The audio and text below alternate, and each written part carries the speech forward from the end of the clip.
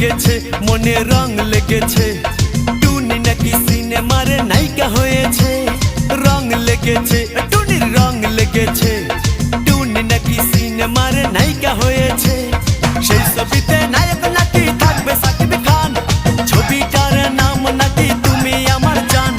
টুনির জ্বালায় এবার আমার যাবে রে প্রাণ, যাবে রে প্রাণ। রং লেগেছে, মনে রং লেগেছে। টুনি নাকি সিনেমার নায়িকা হয়েছে।